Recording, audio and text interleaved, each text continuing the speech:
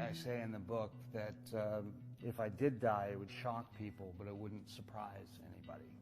And that's what I'm doing with writing this book. That's why I wanted to do it. I wanted to just talk about the highs and the lows, because people are suffering out there. And maybe if they hear a story from somebody they've seen on TV that's worse than theirs or just the same as theirs, they'll be filled with hope, which is the key thing.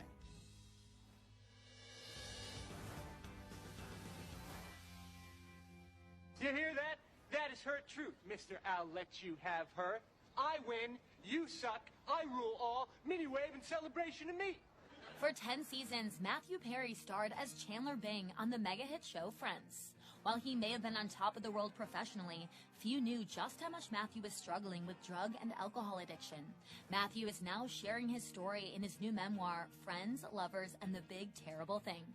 The most challenging things to write were when things got really dark, but it all flew out of me. Like it all just kind of dropped onto the page. It wasn't that difficult a book to write. It's a more difficult thing to read, because you look at it and you go, wow, this is a horrible story about someone, and then you realize, oh, it's me that I'm talking about.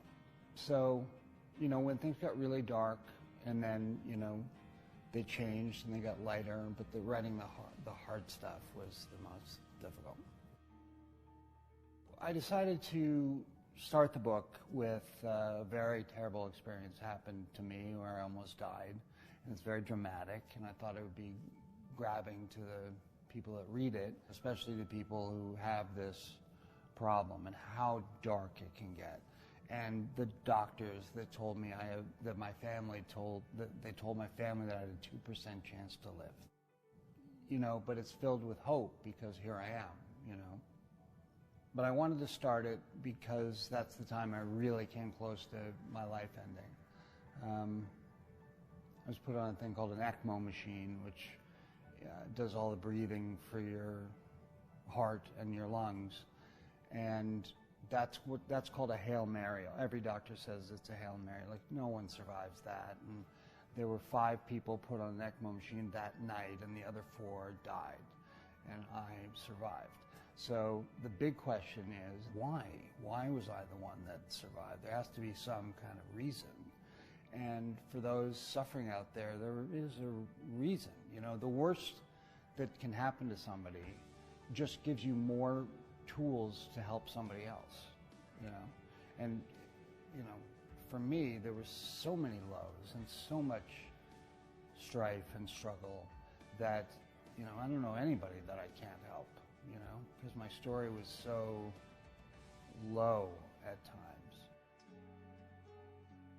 It was a secret, you know, I was hiding it from everybody.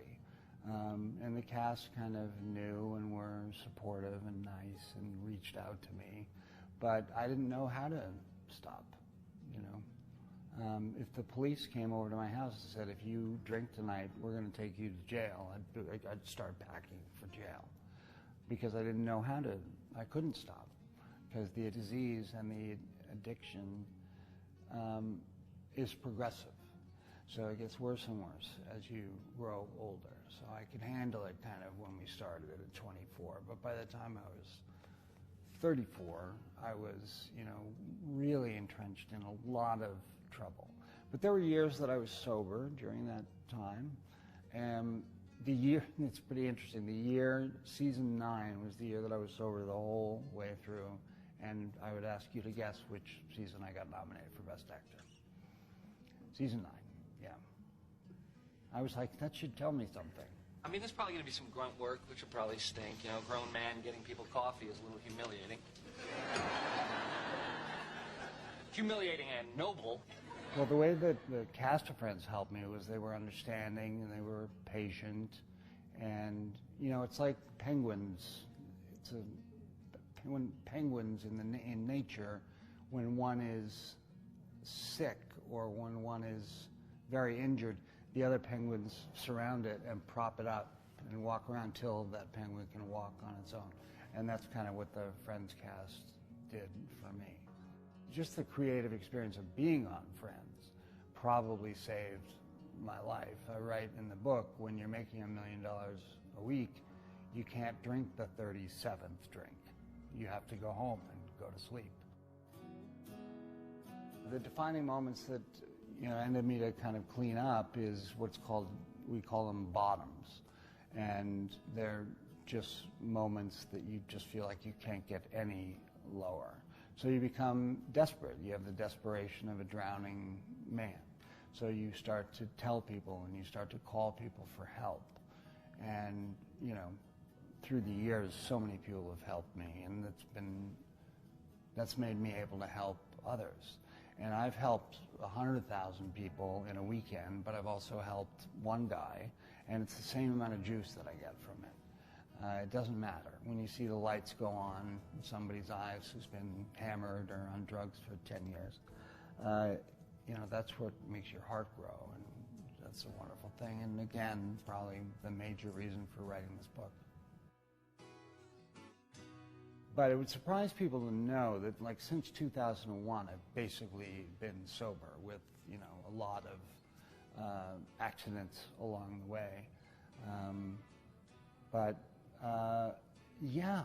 don't want to have to fight this all the time, But it gets easier the more help you get and the more belief you have and hope that you have that you can, survive it and get through it. And, the most important thing is to help people. The dedication in the book is to all the sufferers in the world, you know who you are. So and there's a very poignant part of the book where I'm in rehab and I'm watching the Academy Awards. And I say that group of people aren't my people. It's the people in the rehab that are my people. And I'm lucky to have them.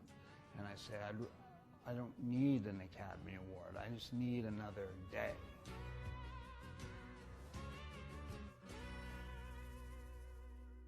I'll tell you, I'm not run by, in terms of relationships, I'm not run by the fear I used to be run by. So everything's kind of different. I'm, feeling more confident, and I'm not afraid of love and romance and all of that stuff anymore. So, the next girl I go out with better watch out. I mean, I think I'd be a great father. I really do.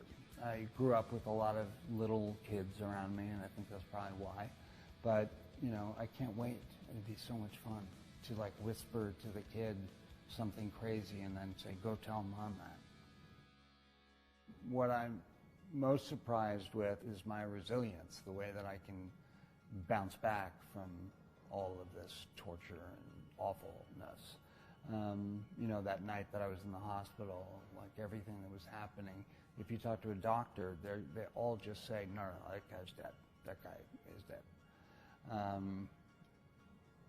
So getting through that, not being selfish, wanting to tell the story, even though it's a little scary to tell all your secrets in a book, but everything's in there. I didn't leave anything out. Everything's in there. I think that I know now that people have the capability of changing, which is a very, famous notion that people don't change. And I see it every day. I see people change every day. I've changed, and I've seen many people do it. So that gives me a lot of hope. You can be,